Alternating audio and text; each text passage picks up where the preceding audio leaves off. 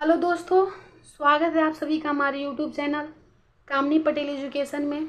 आज मैं क्लास 12 का मोस्ट इम्पॉर्टेंट क्वेश्चन फिजिक्स का बताने वाली हूँ।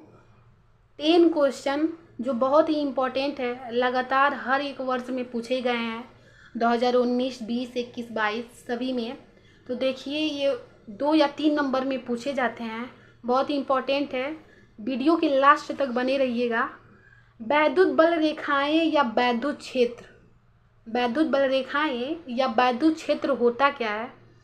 वैद्युत बल रेखा वैद्युत क्षेत्र में खींचा गया वह काल्पनिक रेखा होता है जिस पर एक स्वतंत्र व पृथक्कृत एकांक धनावेश चलता है। एकांक धनावेश चलता है। इन रेखाओं के ऊपर खींची गई स्पर्श रेखा वैद्युत बल की दिशा को प्रदर्शित करती है। वैद्युत बल रेखाएं कैसी रेखाएं होती हैं?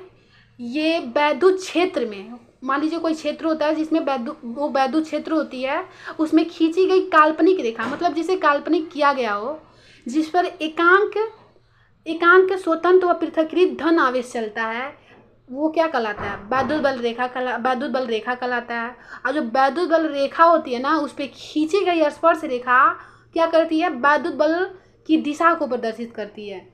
ये मान लीजिए कोई धन आवेश है, ये ऋण आवेश है। जो धन आवेश होता है ना, ये धन है ना, तो ये इससे बाहर की ओर जाएगा, ऐसे बाहर की ओर बल लगाएगा। ये धन है तो किधर बल लगाएगा? बाहर की तरफ। ऐसे देखिए, बाहर की तरफ निकला है कि नहीं, ये बाहर की तरफ। अब माइनस होगा वो अंदर की तरफ, ये अपने तरफ खींचेगा, ये अपने से दूर करेगा, प्लस वाली अपने से दूर करेगा, और माइनस वाला जो होगा वो अपने की तरफ खींचेगा। प्लस माइनस के बीच अट्रैक्शन होती है ना, एक दूसरे को खींचते हैं ना, तो ऐसे ये प्लस वाला जो होता है ये अपने से दूर करता है, जो माइनस वाला होता है अपने की तरफ खींचता है। ये चित्र के माध्यम से देखिए वैद्युत बल रेखाएं। देखिए प्लस है, ये माइनस है, ये प्लस वाला अपने से दूर कर रहा है, ये माइनस वाला। देखिए जो ये है प्लस, ये माइनस, ये प्लस से माइनस की ओर जा रहा है, हमेशा प्लस से माइनस की ओर ही जाता है। ये माइनस वाला अपनी तरफ अट्रैक्ट करता है, अपने तरफ लाता है, ये अपने से दूर करता है। अब ये देखिए दूसरा क्वेश्चन, संभारिक का अर्थ समझाइए। संभारिक होता क्या है? संभारिक और समस्थानिक दोनों इंपॉर्टेंट होता है। मैं संभारिक आपको बताऊंगी और समस्थानिक भी समझ आ जाएगा। संभारिक समझाऊंगी ना तो समस्थानिक भी अच्छे से समझ आए। देखिए ये भी इम्पोर्टेंट है, 2020 में पूछा गया है, ये 2019 और 2021 में भी पूछा।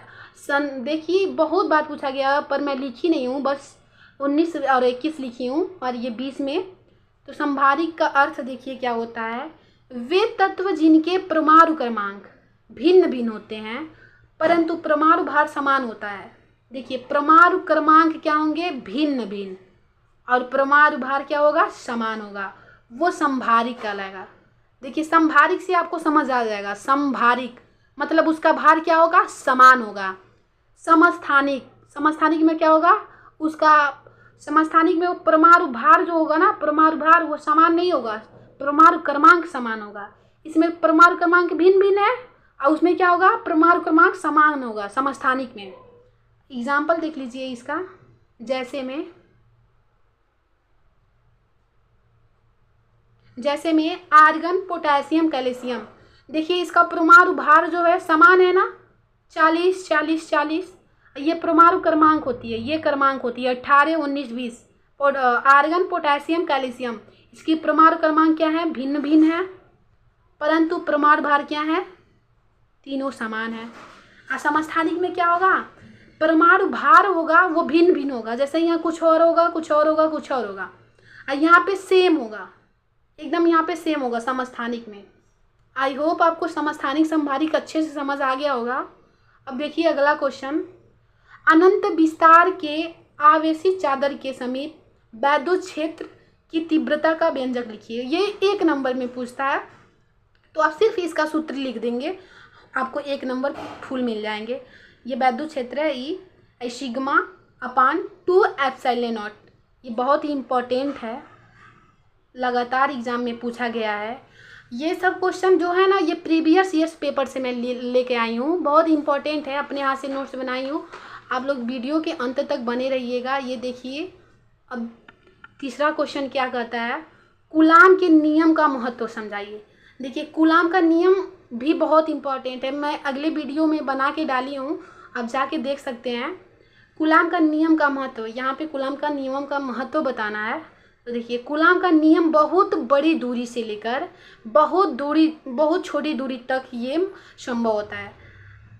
जैसे बहुत बड़ी दूरी, जैसे बहुत छोटी दूरी, परमाणु दूरियाँ लगभग 10⁻⁻10 मीटर तथा नाभिक दूरी लगभग, ये लगभग का चिन्ह है, ये लगभग को ऐसे ही डिनोट करते हैं, 10⁻15 मीटर के लिए सत्य है। इस नियम से न केवल आवेशित वस्तुओं के बीच कार्य करने वाले बलों का ज्ञान होता है, बल्कि नाभिक से जुड़े इलेक्ट्रॉनों के बीच कार्य करने वाले बल का भी ज्ञान होता है।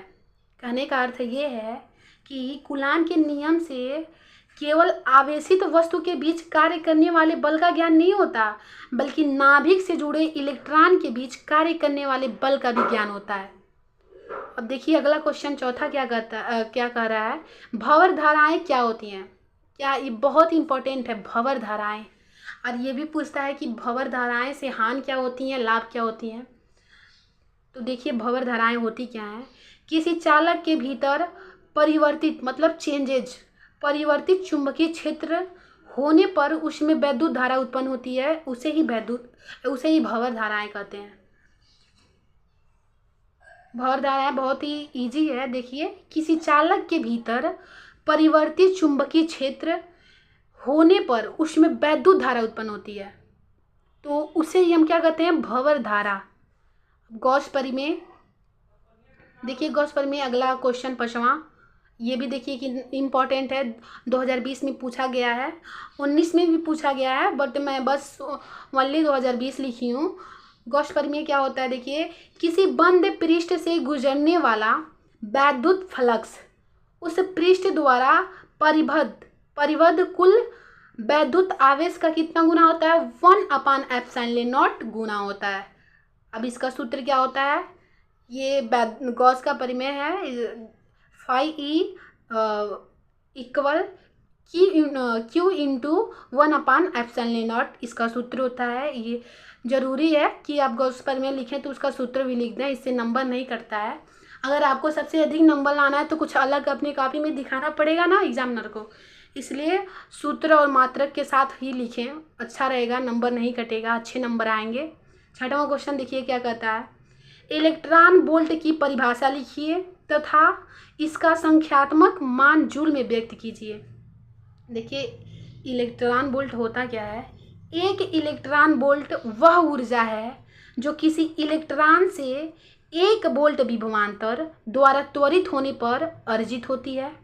अब एक इलेक्ट्रॉन वोल्ट में कितनी जूल ऊर्जा होती है, 1.6 इंटू 10⁻⁻19 है।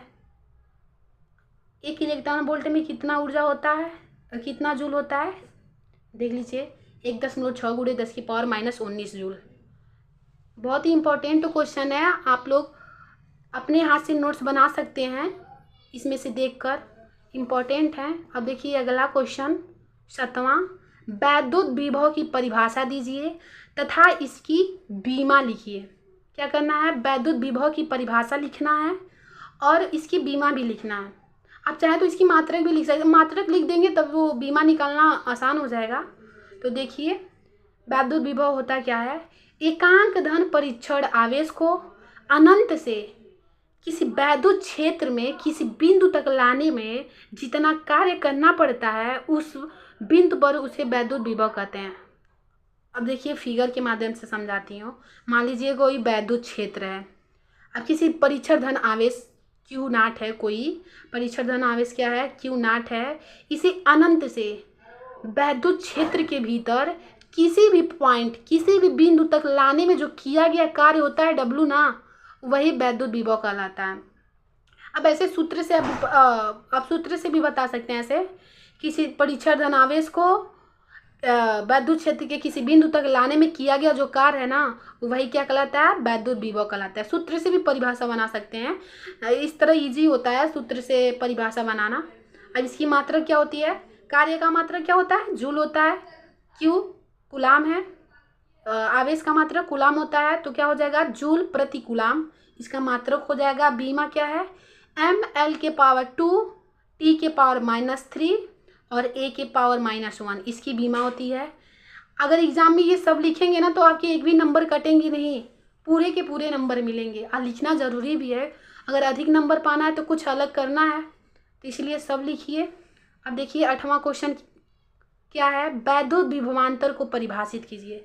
क्या करना है, हमें वैद्युत विभवांतर को समझाना है।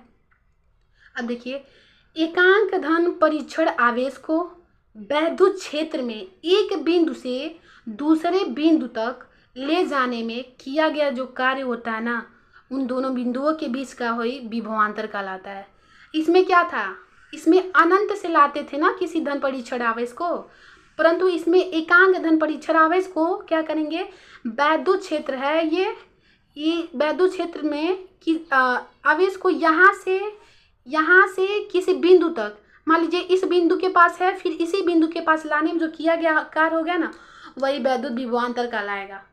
ये भी सिंपल है, यहाँ पे ए बी मान लेंगे, मतलब ए बिंदु से बी तक ले जा रहे हैं, तो बी ए माइनस बी बी बराबर W/Q0, ये इसका फार्मूला हो जाएगा। फार्मूला लिखना बहुत ज़रूरी होता है, इससे जो एग्जामिनर होते हैं ना वो समझ जाते हैं कि बच्चा पढ़ने में अच्छा है, उससे नंबर एक भी नहीं करता है, अच्छे नंबर मिलते हैं। अब देखिए अगला प्रश्न 9वां कहता क्या है, बहुत ही इम्पोर्टेंट है वो भी, विभव प्रवणता किसे कहते हैं। विभव प्रवणता किसे कहते हैं, तो समझिए विभव प्रवणता वैद्युत क्षेत्र की दिशा में दूरी परिवर्तन के साथ साथ विभव परिवर्तन की दर को विभव प्रवणता कहते हैं। देखिए ऐसे भी कह सकते हैं सूत्र द्वारा, देखिए विभव प्रवणता, विभव में परिवर्तन अपान दूरी में परिवर्तन। देखिए दूरी में परिवर्तन विभव में परिवर्तन, इसका अपान दोनों कर दीजिए। ऐसे देखिए वैद्युत क्षेत्र की दिशा में दूरी परिवर्तन के साथ साथ विभव परिवर्तन की दर को क्या कहते हैं, विभव प्रवणता कहते हैं। 2 लाइन में इसका परिभाषा है, बहुत ही सिंपल है, याद हो जाएगा 1-2 बार पढ़ने से। वैद्युत क्षेत्र की दिशा में दूरी परिवर्तन के साथ साथ विभव परिवर्तन की दर को विभव प्रवणता कहते हैं। ये इसका फार्मूला हो गया, विभव में परिवर्तन अपन दूरी में परिवर्तन को ही हम विभव प्रवणता कहते हैं। अब इसकी ये फार्मूला हो गई। अब इसका मात्रक देखिए क्या होता है, वोल्ट मीटर। अब बीमा क्या होती है, ml/t पे -3 और a पे -1 इसकी बीमा होती है। मैं बार बार कहूँगी आपसे कि अगर परिभाषा पूछता है, अगर मात्रक नहीं पूछता है तो आप मात्रक सूत्र जरूर लिखें। उससे ये होगा कि परिभाषा में थोड़ी बहुत अगर आपकी गलती भी होगी ना तो एग्जामिनर सूत्र देखेगा, मात्रक देखेगा, नंबर आपको दे के निकलता रहेगा। उसके पास उतना टाइम नहीं होता है कि आपकी परिभाषा एक एक लाइन पढ़े, और यही सब होता है, देख के नंबर दिया जाता है। तो आप मात्रक और सूत्र लिखना ना भूलें। 10वां क्वेश्चन, लास्ट क्वेश्चन, समविभव पृष्ठ किसे कहते हैं। ये भी बहुत ही इम्पोर्टेंट है संधारित्र वाले चैप्टर से। देखिए समविभव पृष्ठ कहते किसे हैं, किसी वैद्युत क्षेत्र में खींचा गया वह पृष्ठ, किसी वैद्युत क्षेत्र में खींचा गया वह पृष्ठ जिस पर स्थित सभी बिंदुओं पर वैद्युत विभव समान रहता है। वैद्युत क्षेत्र में खींचा गया कोई पृष्ठ है, उस पे सभी बिंदु पर कोई भी बिंदु पर जो वैद्युत विभव होगा ना वो समान होगा। ऐसे ही समविभव पृष्ठ माने समान विभव, हर एक पृष्ठ पे क्या हो, विभव समान हो।